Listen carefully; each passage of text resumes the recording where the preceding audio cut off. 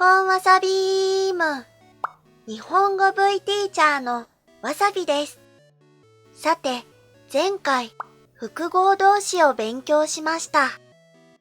会うと混むについてビデオを作ってもらえますかというコメントをもらったので、今日は複合動詞パート2。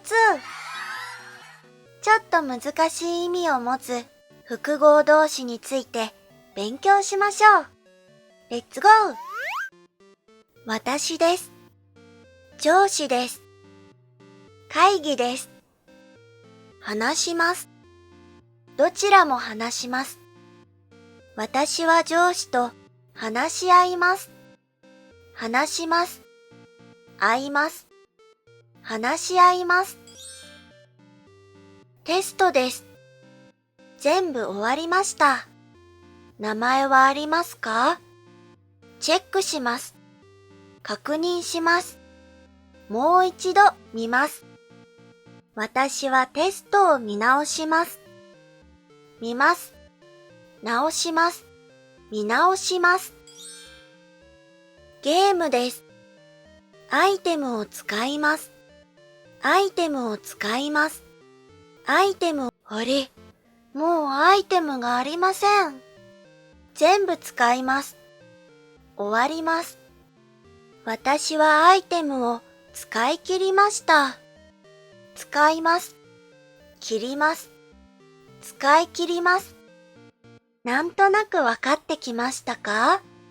ちょっと難しい複合動詞では、後ろの動詞は本当の意味とは違う使い方をします。後ろの動詞をプラスすると、このように新しい動詞を作ることができます。では、復習です。カバンから本を出します。テストを出します。雨が降り出します。子供が泣き出します。この二つは意味がちょっと違います。どう違いますか？そうですね。最初の二つは中から外へという意味とサブミット、つまり提出するという意味です。これはどちらも出しますのオリジナルの意味です。もう一つのグループは突然始まるという意味です。ちょっと難しい複合動詞はこのように元の動詞の意味とはちょっと違うニュアンスを持っています。では、食べ始めますや雨が降り始めますと食べ出します、雨が降り出しますは同じだと思いますか？そうなんです。ちょっと違います。始めますは止まっていたものが動き始めますという意味です。始めますには突然のニュアンスはありません。もう一つ面白いポイントがあります。車です。危ない、子供です。こんな時に子供が道に飛び出しますということはできても、子供が道に飛び始めますということはできません。これは慣用句のような使い方です。ちなみに飛び始めますのイメージはこんな感じ。このようにフレーズとして使えるのもちょっと難しい複合動詞の特徴の一つです。レベルアップ。飛びます。込みます。飛び込みます。私はプールに飛び込みます。詰めます。込みます。詰め込みます。私はトランクに荷物を詰め込みます。このように込みますは自分がどこかに入ったり、どこかに何かを入れるアクションによく使います。でも、込みますはいろんな意味や使い方があって、ちょっと大変な複合動詞の一つです。例えば、こんな使い方ができます。私は寝込んでいます。状態を表します。私は落ち込んでいます。心の状態を表します。私はこの本を読み込んでいます。何度もすることを表します。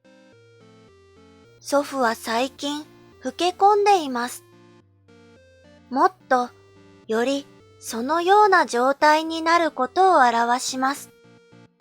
そして同じ使い込みますでもこの件は使い込んでいますのように何度も使ったことを表現する場合と私はお金を使い込んでしまいましたのように使ってはいけないお金を使うという慣用句的な使い方をする場合があります。このような慣用句的な使い方はちょっとイレギュラーなので文法として覚えるよりもフレーズとして覚えることをお勧めします。きっと今皆さんもコムがつく言葉をいろいろ思い浮かべていると思います。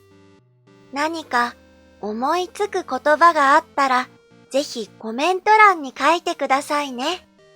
みんなで一緒にいろいろなコミますを探してみましょう。短い文が表示されます。どの動詞と一緒に使えばいいか考えてください。問題は全部で4問です。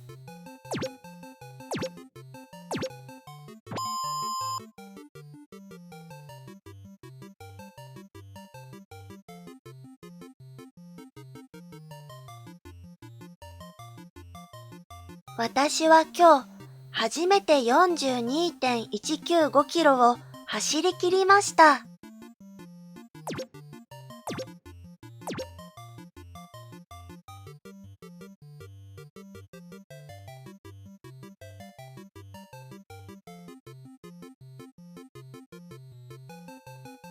住所を間違えていたので書き直しました。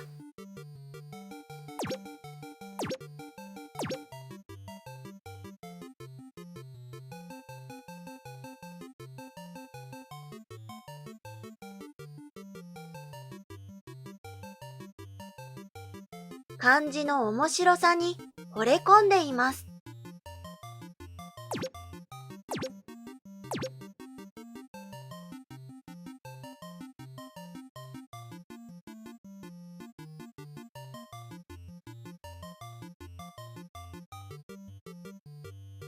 彼は突然歌い出した。